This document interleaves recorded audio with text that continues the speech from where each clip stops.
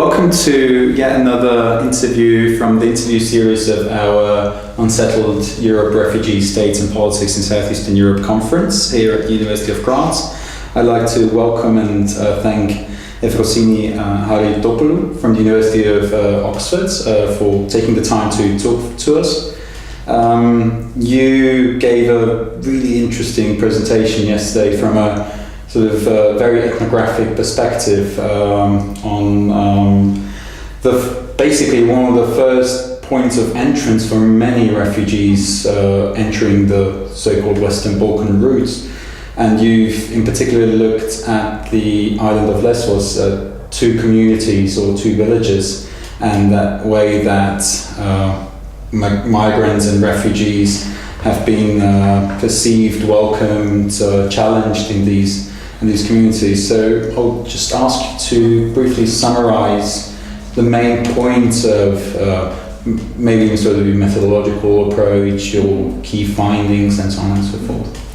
Yeah, thanks a lot for inviting me. First, I want to make a distinction, but something that I really felt during my ethnographic work that I think it's rather wrong to make the dichotomies of people being pro or anti-refugee, because the host communities did experience a huge crisis, and there was a constant alteration between, of what they were feeling because they lived a crisis.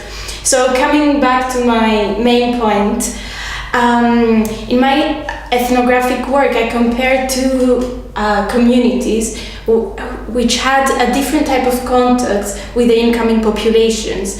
The one on the one hand had a vertical type of contact because it's located far away from the shores, so they could oversee from above the incoming populations, while the other one had a horizontal type of contact where they actually saw refugees coming out of the water. So this horizontality of contact they had with the refugees allowed them to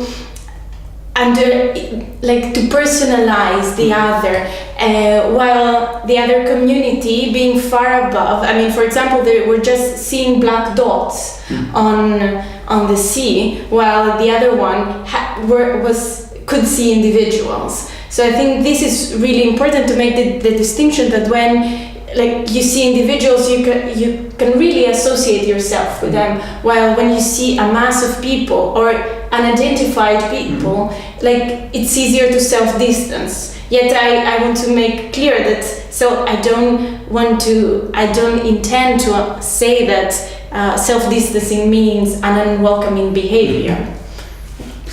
So, and particularly sort of this point of contact or contact per se seems to be very central to your study, and I mean we could even extrapolate from these two case studies that you had and sort of zoom out a little bit and look into the wider European picture, where you have communities or entire nation states that reacted in a very negative way to the flow of migrants and refugees, particularly in East Europe.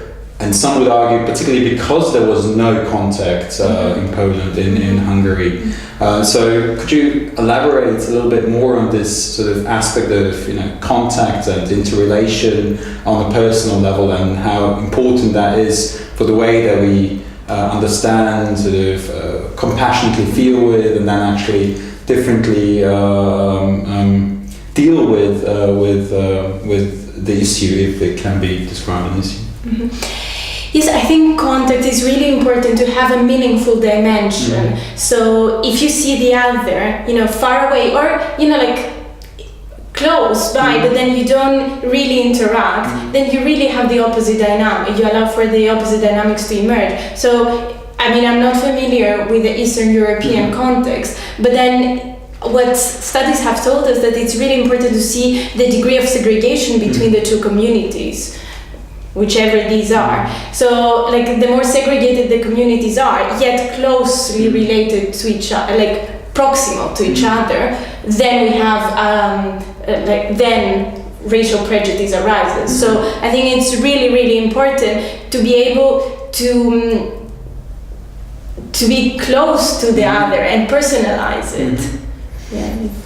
Okay. You gave sort of, particularly sort of in terms of coming back to this segregation, an example just before when we were talking about how one of the communities, although there was contact, still perceived many of the people coming, because there was no personalized contact, but it was a segregated contact, as a potential threat, because not necessarily in a negative way, but because of exactly the lack of contact. Yeah, I think it's also very important to underline that in one of the communities, people were very mobile. Mm-hmm. So as soon they would arrive, they would leave. Mm-hmm. While the other community had a more a more permanent, mm-hmm. let's say, type of contact. So when you see a population just coming and going, mm-hmm. you don't feel, although, I mean, for example, refugees were constantly present in these villages, they were, people were coming and going, they didn't feel that these populations were there to stay. While when you have a community,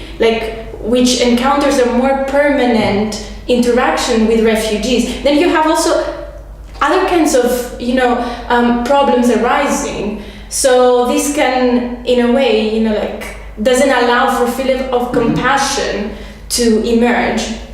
Yeah, I would say so. Okay. Well, thank you very much for this very sort of, on the ground, from below view that sort of enriches very much a lot of the social science approaches that we've heard, or in complement, and really helps us to